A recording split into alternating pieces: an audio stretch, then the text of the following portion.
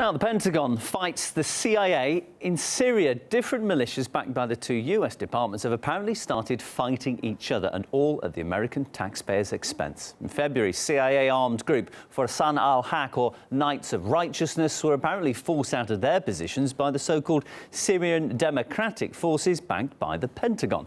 The report comes as President Obama this month authorised a new Pentagon plan to train and arm Syrian anti-government fighters. And here's a reminder of what happened to the old one.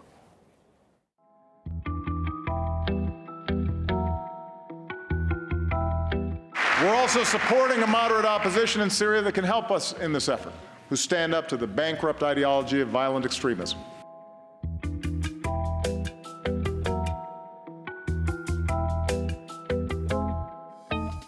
Can you tell us what the total number of trained fighters remains? It's a small number, and the ones that are in the fight is we're talking four or five. Let's not kid ourselves, that's a joke. We have to acknowledge this is a total failure. It's just a failure.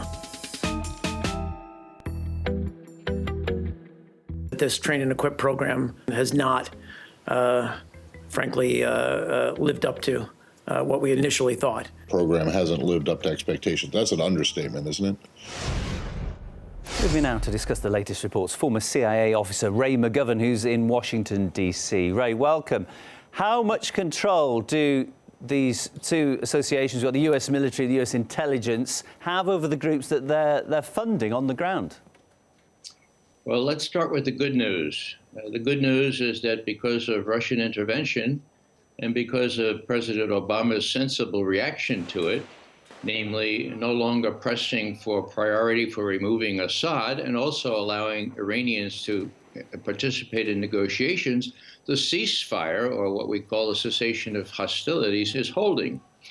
Now, the embarrassing part of all this is that when President Putin and President Obama told their respective foreign ministers to deconflict things, make sure that our planes don't run into each other, that has moved forward to the point where there's active military cooperation in Syria. Now, unfortunately, the same is not true of the various factions within the US government, the CIA on the one hand, and the Department of Defense on the other. They don't seem able to deconflict their strategies. And the bottom line here, of course, is there's no one in control. Susan Rice, National Security Advisor, she's going to tell the special operations folks and the Air Force and what to do, and the CIA what to do. So we have the makings of a real, it's almost laughable if it weren't so serious.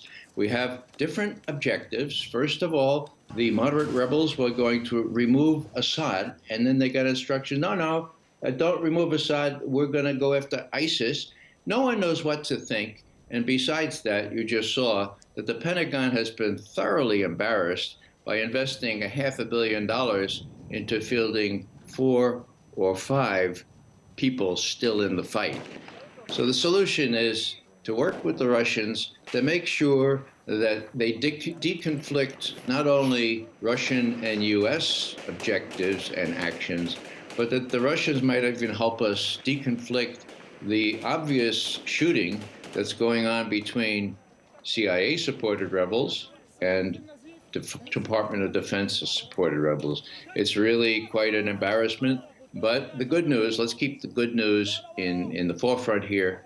The cessation of hostility seems to be having legs, and there's one other element here, and that is that if it is true, these recent reports that part of this deal between Lavrov and Kerry involved leaning on the Saudis, leaning on the Turks and the Israelis to stop supplying the rebels, that is really good news. We'll have to see how that plays out.